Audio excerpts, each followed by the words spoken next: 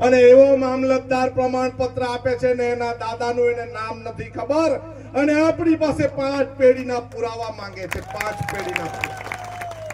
આપણી પાસે આ સરકાર 30 વર્ષથી જળ જંગલ જમીન ખનીજ લૂંટે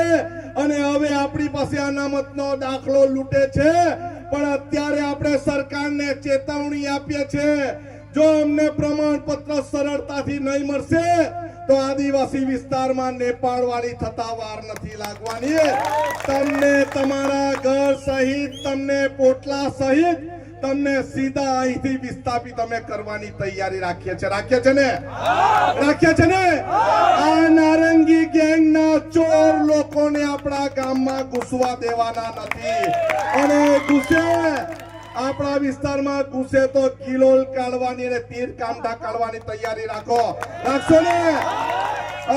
ને અરે આપણે તીર કામઠાથી લોકોને બતાવવાનું છે આદિવાસી સમાજ જ્યારે પોતાની જાતિ પર આવે છે ત્યારે તમારી લંગોટ કાઢી લેતા અમે ડરવાના નથી અમે હંમેશા હર મોરચે આદિવાસી સમાજના માટે આદિવાસી સમાજના યુવાનોના શિક્ષણ માટે આદિવાસી સમાજની બહેનોના રક્ષણ માટે આદિવાસી સમાજના યુવાનોની રોજગારી માટે અમે ઘરે એમ જ બેસવાના નથી અમે આ વખતે તાલુકા અને જિલ્લામાં તમને જવાબ આપી દેશું અને ભાજપને ઘર બેસતો કરી દેશું નારંગી ગેંગને ઘર બેસતી કરી દેશું